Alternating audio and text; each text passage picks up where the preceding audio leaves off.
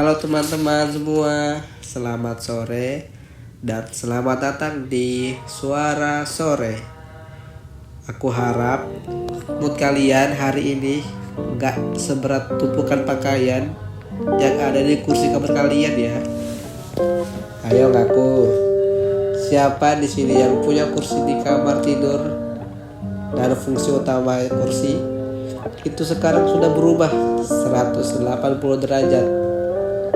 Dari tempat duduk sekarang jadi etalase dadakan, atau lebih tepatnya museum pakaian bekas pakai tapi belum kotor banget. Aku penasaran, ini fenomena global atau cuma kita aja ya? Tumpukan ini tuh aneh banget. Dia bukan pakaian bersih, karena kalau bersih harusnya dia udah dilipat rapi di lemari.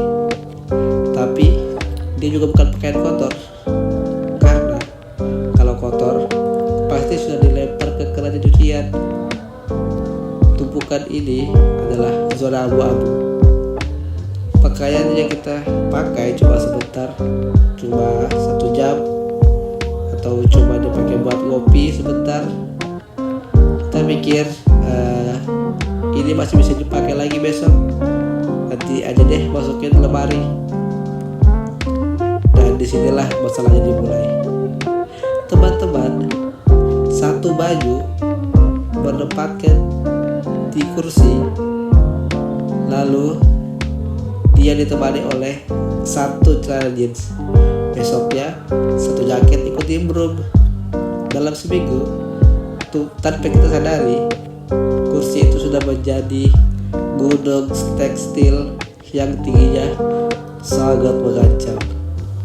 Aku sering lihat tumpukan itu dan berpikir, bukan cuma tumpukan baju loh, itu ada tumpukan keputusannya tertunda. Kenapa sih kita suka menunda untuk merapikan tumpukan pakaian itu? Aku rasa ini ada hubungannya dengan mental kita. Setelah seharian kerja, otak kita udah capek banget pikirin hal-hal berat. Tugas kecil seperti melipat dan memasukkan baju ke lemari itu terasa seperti effort yang terlalu besar. Kita milih menunda karena saat itu menunda terasa lebih mudah daripada menyelesaikan. Dan tumpukan di kursi itu, teman-teman, adalah cerminan kecil dari diri kekacauan yang kita izinkan ada dalam hidup kita. Ketika akhirnya memutuskan merapikan tumpukan itu, biasanya saat mau ada tamu mendadak, rasanya tuh lega banget. Bukan cuma kamarnya rapi, tapi pikiran kita juga ikut lega, seolah-olah menyelesaikan tugas kecil itu memberi kita energi yang selama ini hilang. Aku punya tips nih untuk teman-teman. Mari kita berdamai dengan tumpukan itu. Yang pertama, jangan hakimi diri sendiri. Gak apa-apa kalau ada tumpukan, kita masih bukan robot. Yang kedua, jadikan ritual ringan. Coba deh 10 menit sebelum tidur sambil dengerin lagu favorit. Bereskan 5 potong aja, 5 potong baju. Itu gak akan membebani.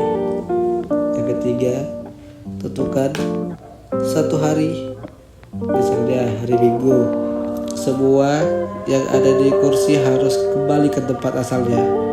Tumpukan itu akan selalu ada. Itu adalah bukti bahwa kita menjalani hidup. Tapi kalau kita bisa mengendalikannya sedikit demi sedikit, kita juga pasti belajar mengendalikan penundaan dan kekacauan kecil yang ada di pikiran kita. Oke teman-teman, semoga setelah ini kamu termotivasi untuk menaklukkan kursi legendaris di kamarmu. Selamat menikmati sisa soremu.